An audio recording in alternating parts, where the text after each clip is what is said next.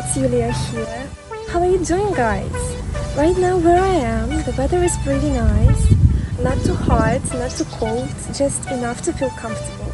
So today I'm gonna take you with me on a little walk. I invite you to experience a piece of Korean culture in Ukraine, where I am from. But to be exact, right now I am in Kyiv, the capital of Ukraine, and I'm planning to visit a Korean garden. And after that, I'm going to a Korean restaurant to try some Korean food. So let's enjoy it together. I am already in the Hryshko Botanical Garden, where the Korean garden is located, and I'm on my way there. Looking at the map, I hope I won't get lost.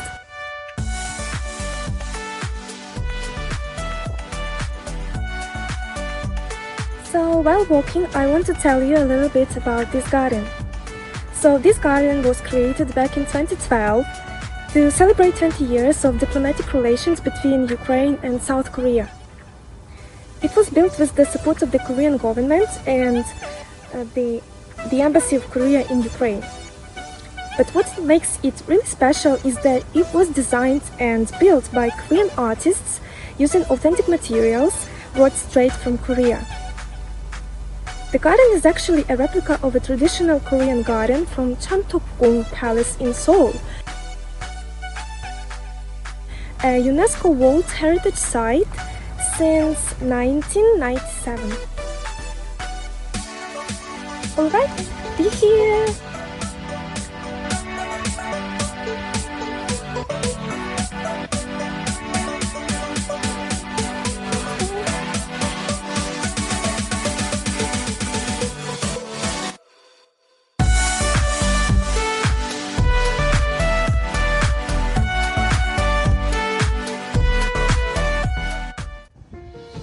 The traditional Korean garden in Kyiv is the perfect place to relax. It's where you can escape the city noise, enjoy the quiet, peace and beauty of nature, and find inner calm and harmony.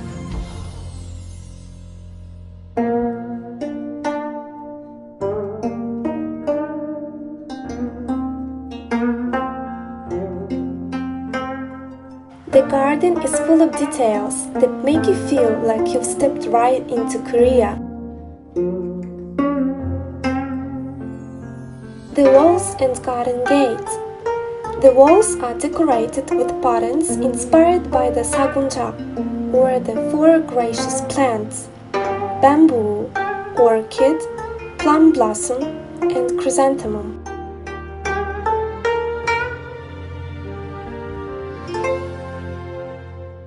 These plants are also associated with different seasons: bamboo with summer, orchid with spring, plum blossom with winter, and chrysanthemum with autumn.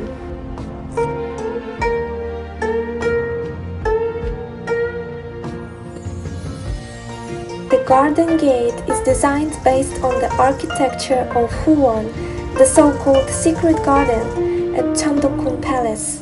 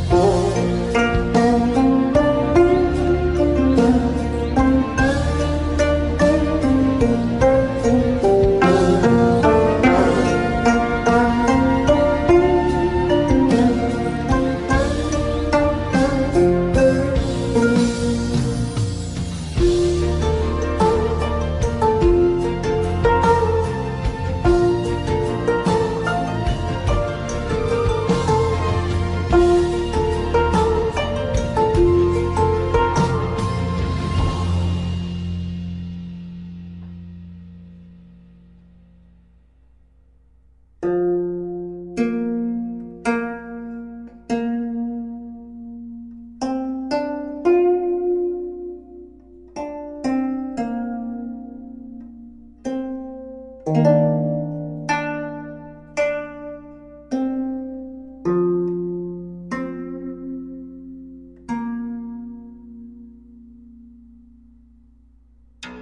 see so many beautiful trees and flowers typical for Korea: pines, magnolias, maples, hibiscus, and many more. And by the way, hibiscus is actually Korea's national flower.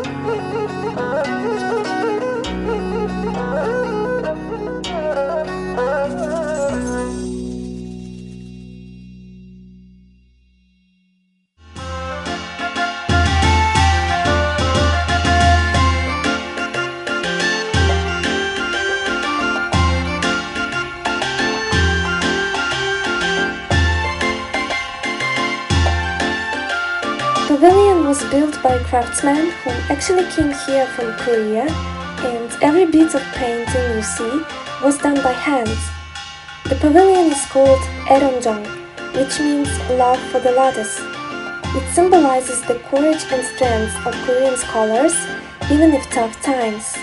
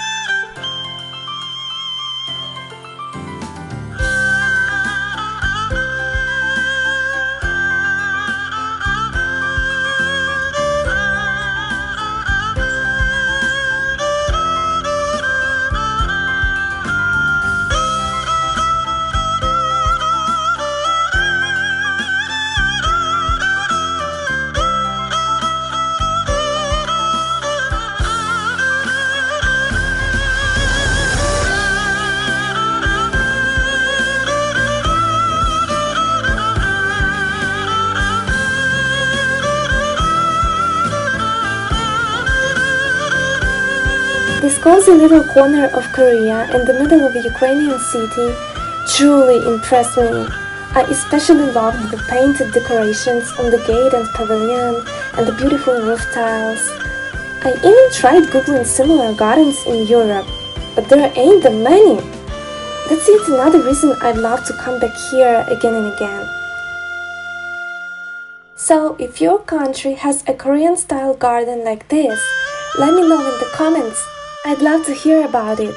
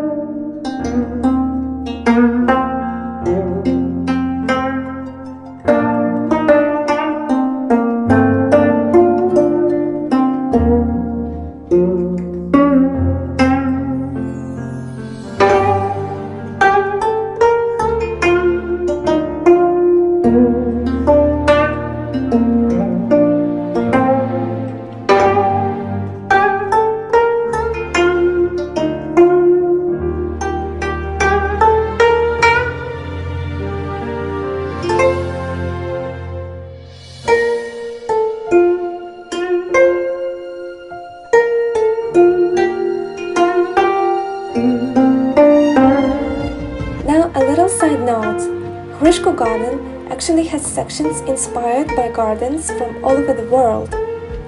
On my way to the Korean garden, I spotted the Japanese garden, the Tibetan garden, and a few more. So if you visit, make sure to wander around the whole park. It's really worth it.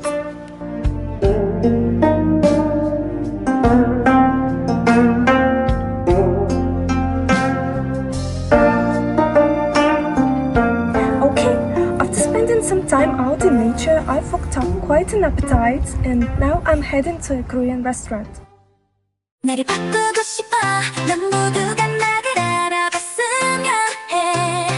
Alright, we're here! Finally at the restaurant! I was actually hoping to have some Korean barbecue today, but sadly all the tables were booked, so I'll save that for the next time. For now, I've decided to go with bulgogi and bibimbap instead. Now a little story time. Actually, making bibimbap at home was the beginning of me trying lots of other Korean dishes. I actually attended an online Korean culture class at the King Sejong Institute, where among the other things we were doing, we learned how to cook kimchi and bibimbap. The whole thing was really fun and left happy memories, and since it was online, our teacher worked really hard to make everything run smoothly via Zoom and basically became a pro at the technical side, making sure we could see everything on camera and that the sound was good, all the technical stuff. But on the day we were supposed to learn how to make bibimbap, I had a topic exam. So I had to figure it out myself later by watching YouTube videos. One funny thing I remember from our group chat is that a classmate shared she had offered bibimbap to her neighbors and they were all begging for the recipe after that because it tasted so good. So yes, the fact that foreigners like bibimbap is actually true. Still, sometimes it's just more fun to go out with friends and order it at a restaurant. No stress, just relaxing and having fun. In South Korea, some cities are famous for their own versions of bibimbap. Jeonju bibimbap, often served with bean sprout and rice soup, is a signature dish of Jeonju. That's probably the version I was served today. I've also tried hot stone pot bibimbap at another place, and this one comes in a very hot stone bowl where a raw egg cooks against the sides of the bowl, and before the rice goes in, the bottom of the bowl is coated with sesame oil so the layer of rice touching it cooks to a crisp golden brown. For visual appeal, the vegetables are often arranged so that the colors look nice together. Today I decided to go easy on the spice, so I added just a tiny bit of chili pepper sauce. The word bibim means mixing and pap is cooked rice. Basically, it's a bowl of warm white rice topped with vegetables and chili pepper paste. eggs and sliced meat are common additions and everything gets stirred together just before you eat. Now it's time to try bulgogi. The word bulgogi comes from bul meaning fire and gogi meaning meat. Basically, it's a Korean-style grilled dish made from marinated slices of meat cooked on a barbecue. Before cooking, the meat is marinated to make it extra flavorful, usually with a mix of soy sauce, sugar, sesame oil, garlic, and sometimes mushrooms. Bulgogi is often served over rice, like in my case. It can also come with a variety of side dishes. And in a Korean barbecue restaurant, you'll often find a grill right at your table, so you can cook the meat yourself and have it exactly how you like it. That's it, guys! I hope you enjoyed this little tour of Korean spots outside of Korea and maybe learned something new with me. If you did, don't forget to like this video and subscribe to my channel. Hope you're having an amazing day, and I'll see you in my next video. Bye!